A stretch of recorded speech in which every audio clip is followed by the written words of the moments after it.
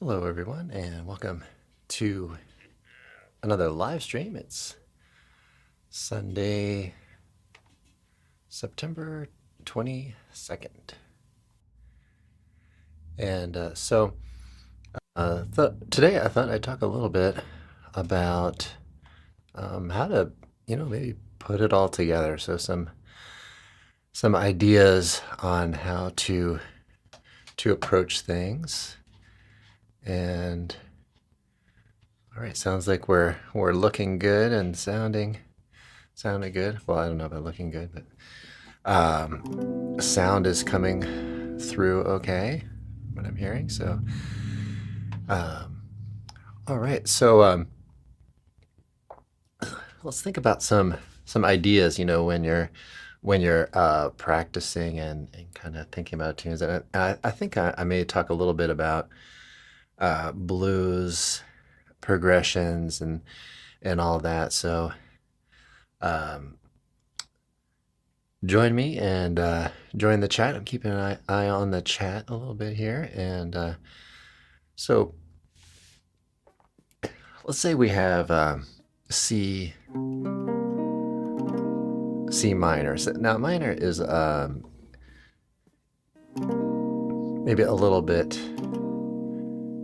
elusive, for I think folks improvising, right? So let's say you have a C minor blues. I bring this up because of the latest tune on the channel, Footprints, which kind of steps out a little bit of the kind of some of the traditional harmony of minor blues, but we'll kind of get into that and maybe compare it with some of the basic kind of things.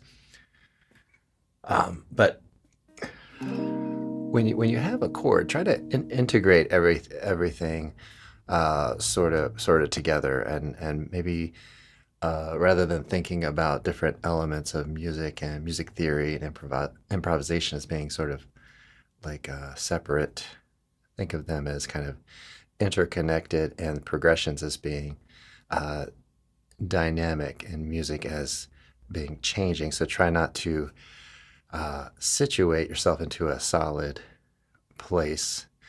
So if you're doing maybe a more basic kind of tune, if you're used to playing a tune that's, let's say in C, we've got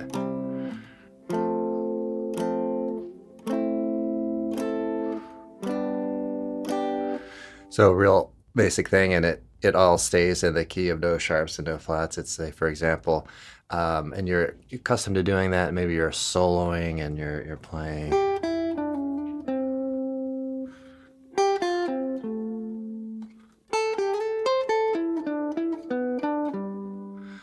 And then you're kind of, maybe you have this history. I don't know. I'm not speaking for everybody, but you maybe have this history of thinking like, oh, okay, I've got these 7 notes and they don't really change, and so it sort of gives this illusion that there's sort of this solid collection of notes that are unchanging.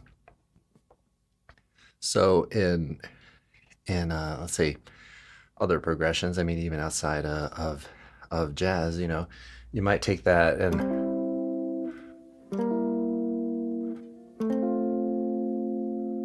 play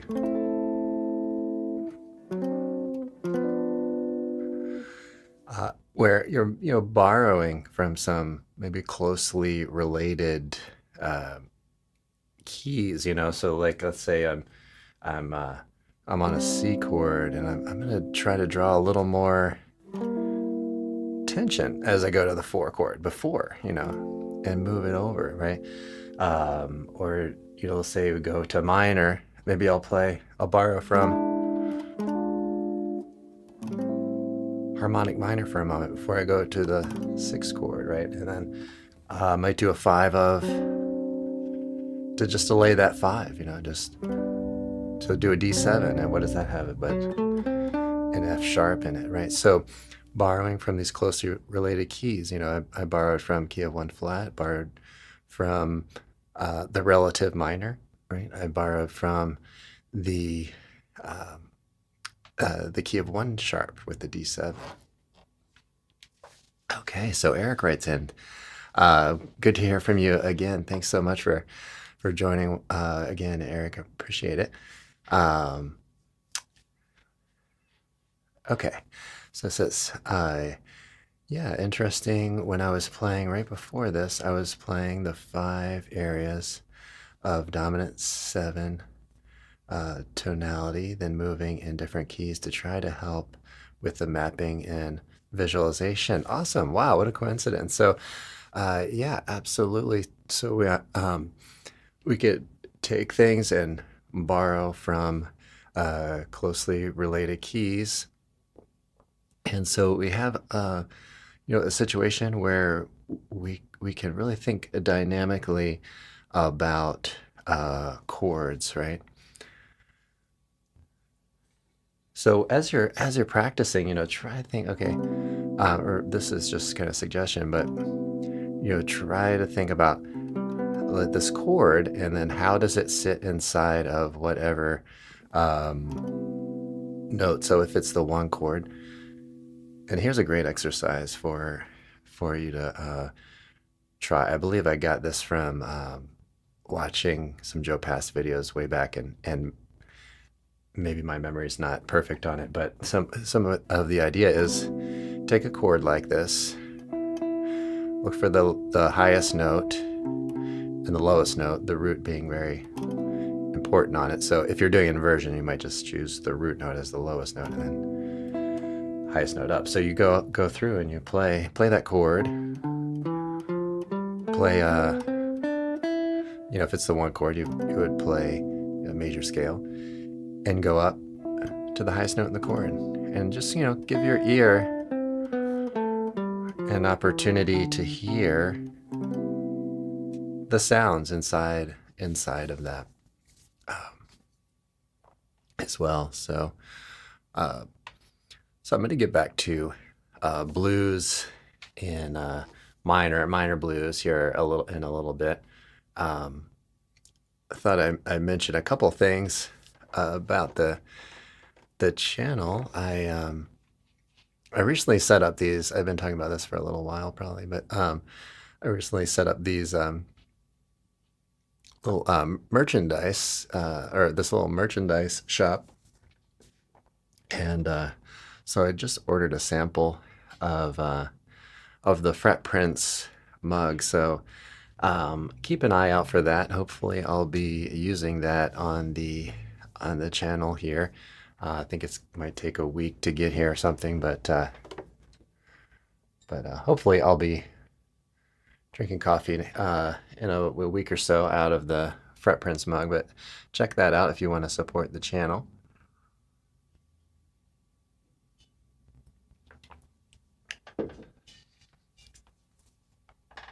So at the moment, I'm doing this these efforts on the YouTube channel as a part-time thing, and I aspire to make it, if not a somewhat of a full-time thing, a more of a full-time things.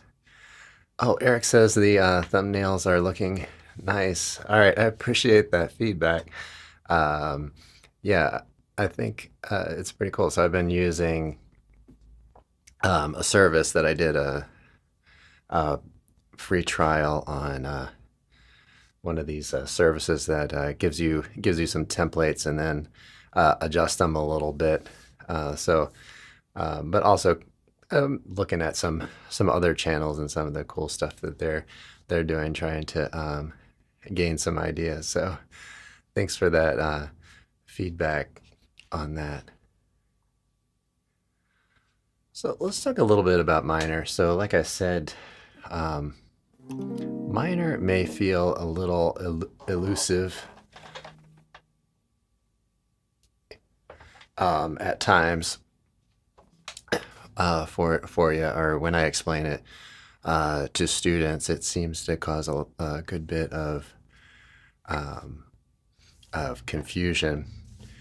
Yeah, okay, I like that. Yeah, not over the top, but enough pizzazz. Yeah, that's exactly what I'm looking for, Eric. So awesome. I'm glad that's coming through. Um, so yeah, when you're in minor, think about part of the issue with minor is that if you go through the major scale, right, and you're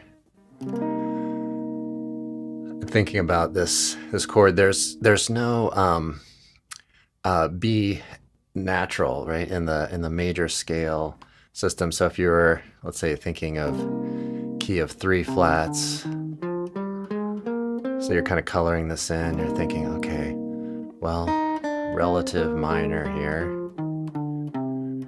Okay, so all that would make sense, okay. But nothing with the B that would give you the 5 chord, right, to make that really feel like a tonic note, right? Then you might think, okay, well, how about key of 2 flats, right? Right. But still, you got a B flat, right? So, but you have a more stable kind of sixth. So, oftentimes for tonic minor chords, you want to have that major 6 interval above, let's say, the C in this case, right? Yeah. So Eric mentions Kenny Burrell and Grant Green are great for minor. Yeah, absolutely. I'm trying to think about. I did do a Kenny Burrell tune that was a minor and F minor. That was suggested by one of my students online.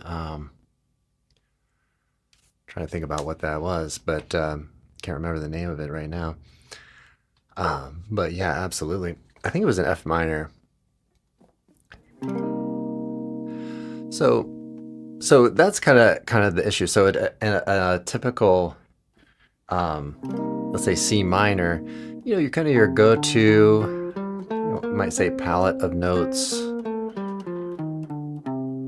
We would have a root 9, flat 3, 4, 5, 6, flat 7, and then the root note. But you could also pull from maybe have a B natural in there, but it's going to be real dynamic, like I said. So on the 5 chord, you may pull more from like harmonic minor. And hear how the ear just really wants to hear this note, right? It's really asking for that note when you describe that sound, right? So those are some thoughts on that. So the typical kind of predominant is a flat or a flat 6, dominant 7 with the sharp 11 or 13 or both, going to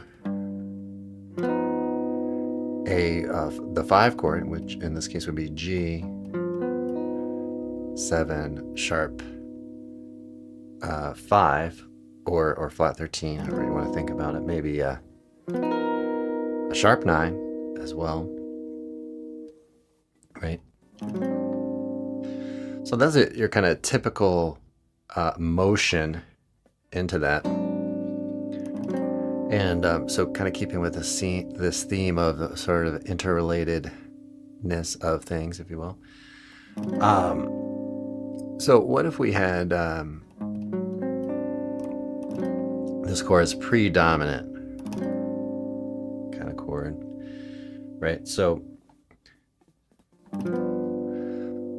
let's compare this a little bit to similar section in the blues for the footprints. So I did a little shorts video on this where you might see me play some voicings. So I played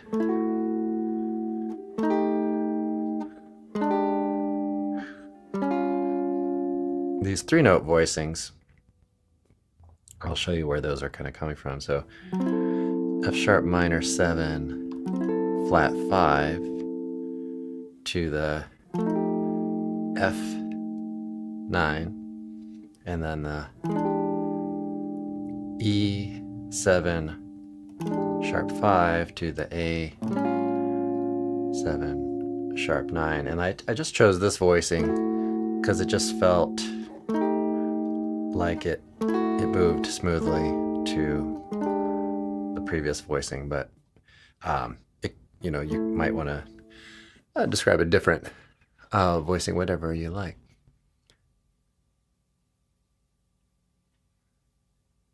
Yeah.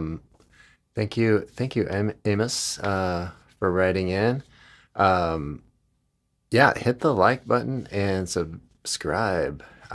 Get more people coming in. Absolutely. I need to get on that right from the beginning. So yeah, I do intend to get a little maybe of an automated like and subscribe here for the live stream and everything like that. Yeah, thanks for your suggestion. Absolutely. So, um, you want to take a little bit of the history, and I'm not a big like history buff or anything like that, but you want to take a little bit of that history of how tunes were written over time and different trends, you might say.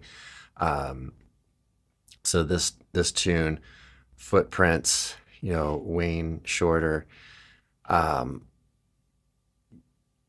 you might say it's sort of, his writing style, you might say, has maybe some less functional sort of chord progressions in them, and from my perception, it just feels like you have more like palettes or some more of that modal influence on a lot of it, where you kind of just visit this thing and your ear experiences this shift of the notes, and that's why I think of it like kind of like a palette, or maybe just like a shift or kind of modal sort of thing. Let me know your thoughts on it. But if you're in C minor, right, and all of a sudden we have this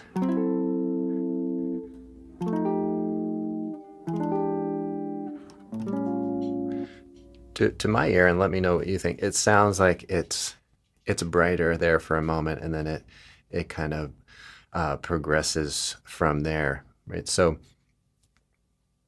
here, this is gonna feel kind of like E minor, right?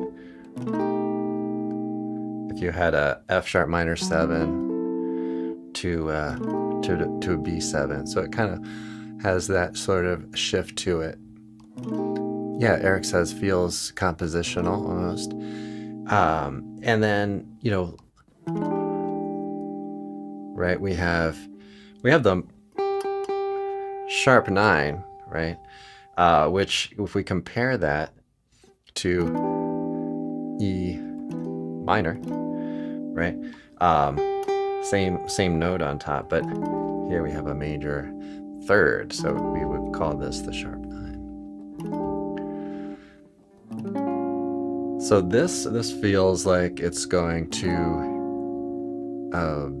D 5 of 5.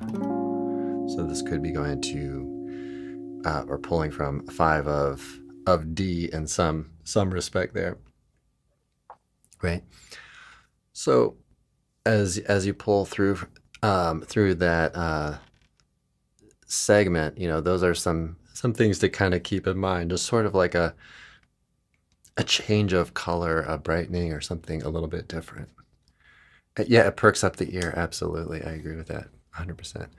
So and then you get back to this C minor, but it's good to compare, right? To compare progressions and see where things are kind of anchored prior to that, you might say, or just in a more basic sense, So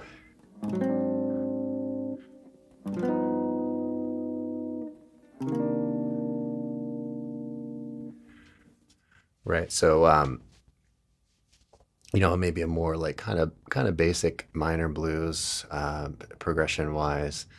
Um, you might think of like Equinox um, by John Coltrane, and just kind of compare. I'm not saying one is better than the other or anything like that, but the Equinox is a little more anchored in that more traditional, um, predominant,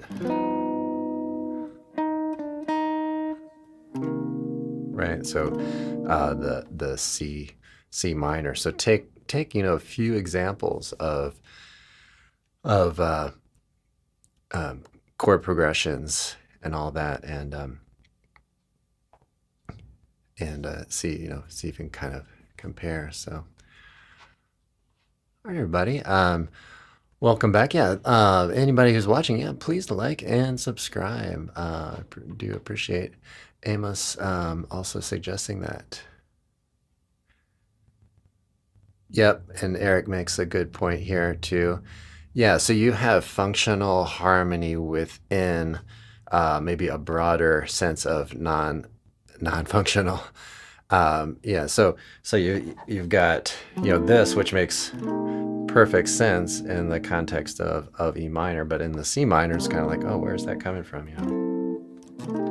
And how does the ear react to that? Like, yeah, so it's pretty interesting, and I am going to do more Wayne Shorter tunes, and I've got a student, a really great supporter of the channel as well, who's working on Dolphin Dance, and I think that would be a great one to put on the channel, talk about too. So similar kind of concepts, similar maybe period of time that they were written as well.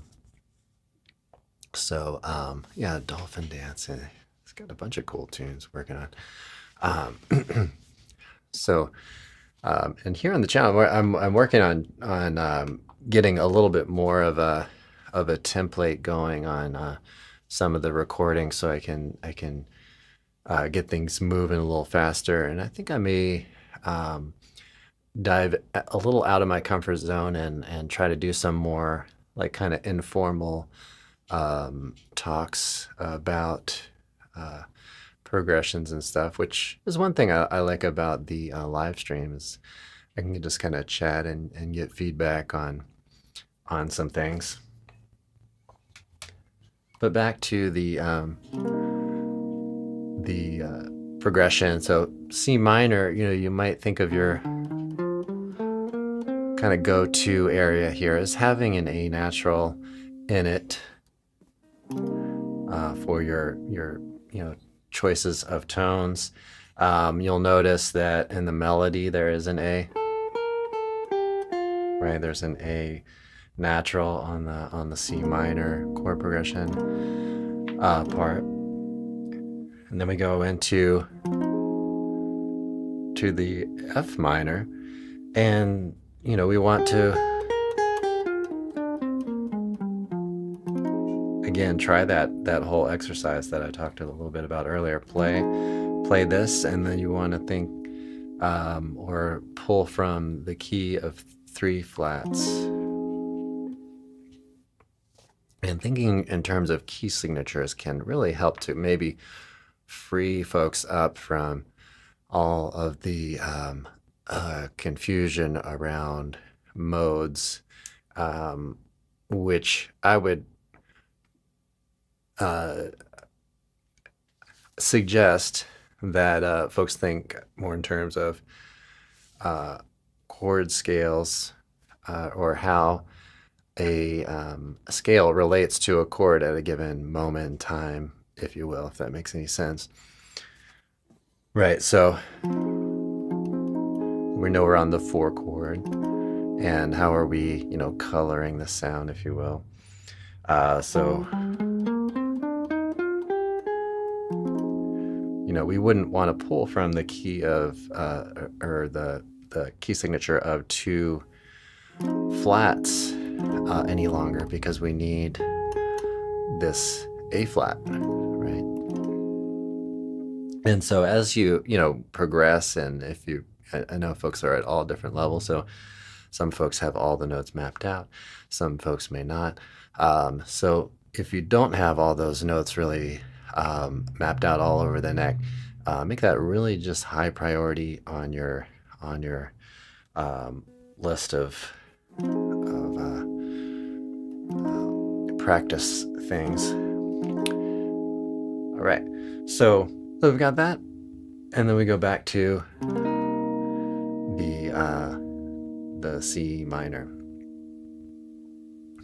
right? Yeah, and then we're back to, you might think in terms of the key of two flats once again.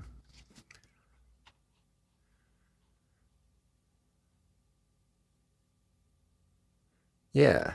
So Eric says, talks about the Dorian sound, and then harmonic minor for the pullback. Yeah. So the five of the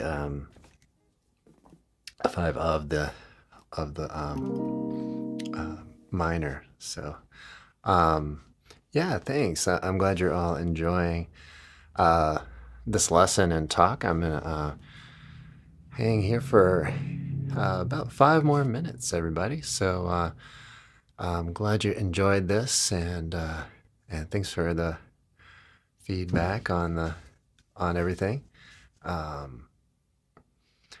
Yeah, an effort to keep it simple. Absolutely. And from my experience, keep in mind the goal at hand. We learn some of these theoretical things, and it kind of requires that, I think, to some extent. But keep in mind, maybe the ultimate goal is to create lines, right? Create melodies that sound cool and appeal to ourselves, and maybe express something, and others will enjoy it too.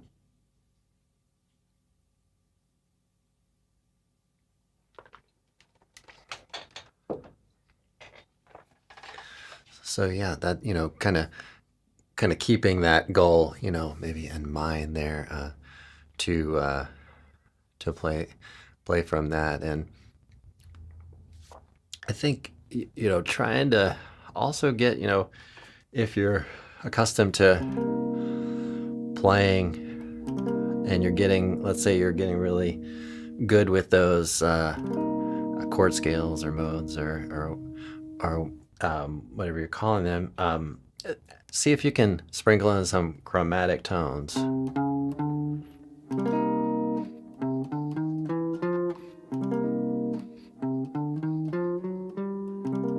Right, so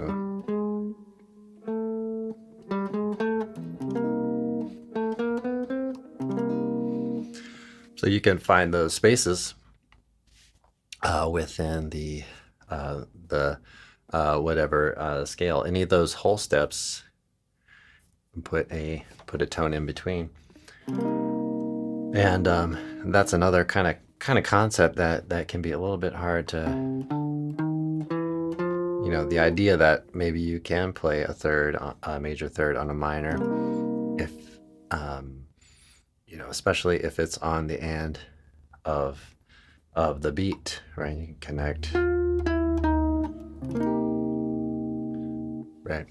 And just thinking about what kind of language you're using, or on,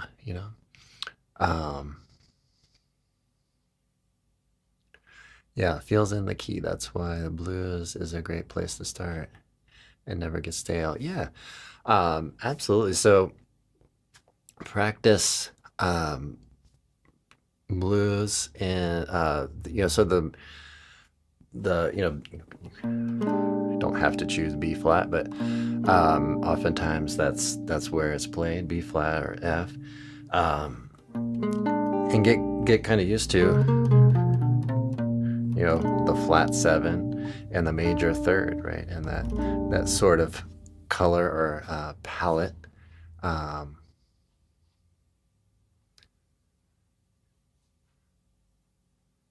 Yeah, yeah. Feel is the key. Yeah, yeah, yeah. Yeah, enclosures. Yeah, I mean, you can, let's see, you're targeting, let's say we're in C minor. You can say you're going for the 5th.